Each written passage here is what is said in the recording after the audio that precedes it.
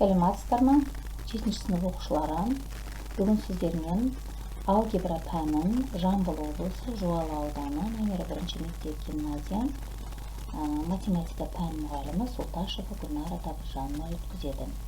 Бүгінгі сабақтың тақырыбы алгебралық бөлшектерді қысқарту, алгебралық бөлшектері бар өрнектерді ықшамдау. Бұл балалар бізде бүгін бекіту сабағы болады. Сабақтың мақсаты алгебралық бөлшектің негізгі қасиетін пайдаланып, бөлшекті қысқартуды орындай алады. Сабақтың бағалау критерийлері: алгебралық бөлшектің негізгі қасиетін біледі, бөлшектің алымы мен бөлімін көбейткіштерге жіктей алады, алгебралық бөлшекті қысқарта алады және ықшамдай алады.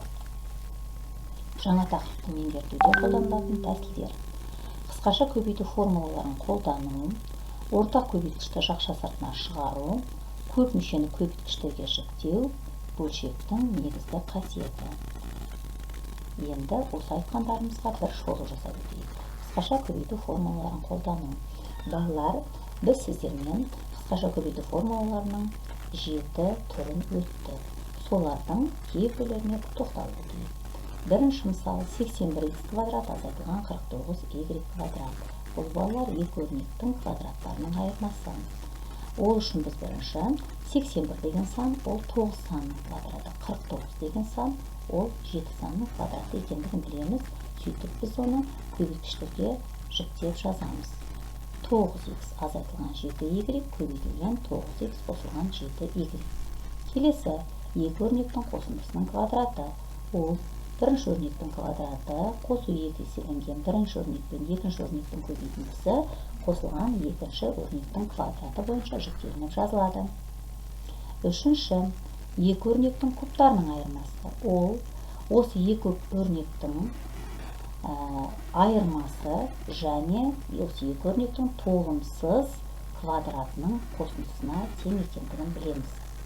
Үшінші тапсырмада екі өрнектің кубының қосындысы. Ол бірінші өрнектің кубы қосу 3 еселенген бірінші өрнектің квадраты көбейтілген екінші өрнек қосылған 3 еселенген бірінші өрнек көбейту екінші өрнектің квадраты қосылған екінші өрнектің кубы бойынша жіктеп, біз келесі өрнекті алып отырмыз. Келесі тапсырма: ортақ көбейткішті жақша сыртына шығару. 7b азайтылған 14b квадрат. Бұл 7 балдар бізде ортақ көбейткіш. 7b жақшаның сыртына шығып, жақшаның ішінде бір азайтылған 2b өрнегі қалады. Келесі тапсырма: 3a азайту 36.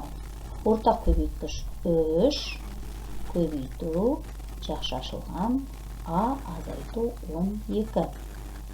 Келесі тапсырма: 12b азайтылған ab. Ортақ көбейткіш b жақшаның сыртына шығады. Сонда біз тағы да оны екі көбейткішке жіктеп тұрмыз. b көбейтілген 12 азайтылған a. Көп мүшені көбейткішке жіктеу. 8b квадрат азайтылған 8a квадрат көп мүшесі берілген. Бірінші балдар біз ортақ көбейткішті жақша сыртына шығарамыз. 8 ортақ көбейткіш болып жақша сыртына шығады.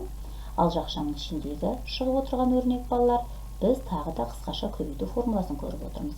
Оны тағы да екі жақшаға жіктеп жазғанда, сонда бізде 8 көбейтілген b азайтылған a көбейту b қосу a болып көп мүшеге жіктеді, көбейткішке жіктедік.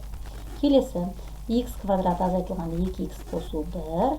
Бұл жерде біз тағы да балалар екі өрнектің айырмасының квадратының формуласын көріп тұрмыз.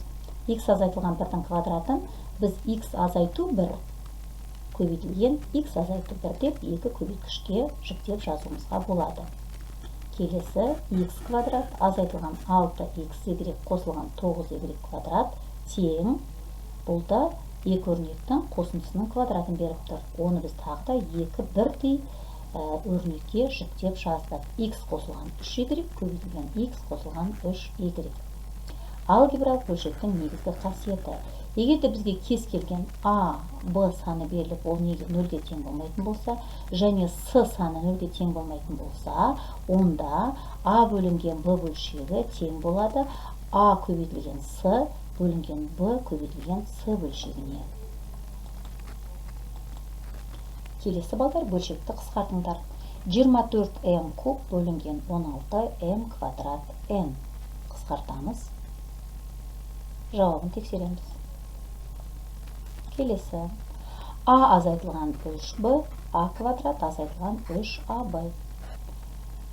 Балалар назар аударамыз. Бөлімінде ортақ көбейткіш аны жақшаның сыртына шығарып жібереміз. Тексереміз. А куб азайту b куб, а азайту b. Алымындағы а куб азайту b кубты формула бойынша жүктейміз. Жауабын тексереміз. А қосылған 5, соның бәрінің квадраты бөлінген а квадрат азайту 25. Бөлімін көбейткіштерге жүктеп жазамыз.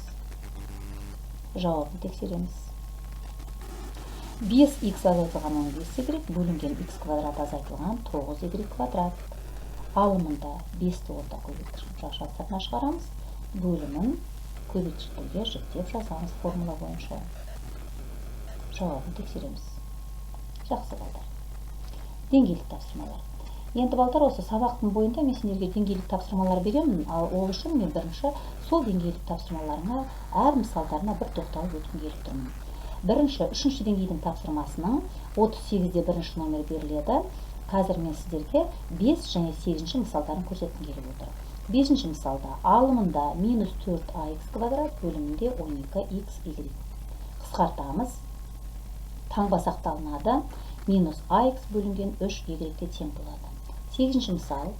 63x куб y-тің 5-ші дәрежесі бөлінген 84x-тің 6-ші дәрежесі y-тің 4-ші дәрежесі. 63 пен 84 балдар 21-ге қысқарады. Және x-тің 3-ші дәрежесі, x-тің 6-ші дәрежесі. X-тің 3-ші дәрежесі қысқарадығы 6-ші дәрежеден 3-ші дәрежені алған кезде бөлімінде x-тің 3-ші дәрежесі қалады. Алымында y-тің 5-ші дәрежесінен 4-ші дәрежені алғанда y қалады.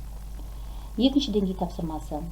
8b квадрат азайтылған 8a квадратты біз жақшаның сыртына 8-ді шығарып жіберіп, оны жүктеп жаздық. Бөлімін қысқаша көбейту формуласына салған кезде бізде жауап 8 көбейтілген b қосылған a бөлінген a азайтылған b деген жауап шықты. Келесі 5x азайтылған x азайту 5x көбейтілген x азайту y, x квадрат көбейтілген y азайту x. Осы жерде балалар сәл назар аударып кетіңіздер.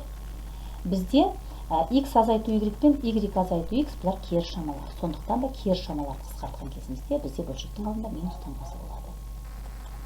Келесі бірінші деңгей тапсырмасы. Бізде тапсырмалар берілген, с-ның мәні және д-ның мәні берілген, және тапсырмасы берілген. Енді осы берілген тапсырманы біз өрнектің мәнін табу керекпіз. Ол үшін біз берілген бөлшекті ықшамдап алғаннан кейін ғана барып мәндерін орнына алып қоямыз. Сонда бізде 1,5-1 деген өрнек шығады. Егер де оны ондық бөлшекке айналдырғыларыңыз келсе, онда ол 1,2-ге тең болады екен. Енді балдар оқулықпен жұмыс жасаймыз. Деңгейлік тапсырмалар, мынау сіздерге қазір көрсетіп кеткен тапсырмалар. Сіздерге уақыт беріледі, 10 минут уақыт. Бағалау. Оқушылар бағалау критерийлары бойынша өзін-өзі бағалайды. Оқушыға мұғалім тарапынан кері байланыс беріледі. Бөлшектің алымы мен бөлімін көбейткіштерге жүктей алады, алгебралық бөлшекті қысқарта алады және ықшамдай алады. Үй жұмысы алгебралық бөлшектерді қысқарту ережелерін жаттау және келесі номерлер. Рефлексия. Бүгінгі сабақта нені білдім, нені үйрендім, нені толық түсінбедім, немен жұмысты жалғастыруым қажет. Осыны балалар ойластырамыз. Назарларыңызға рахмет.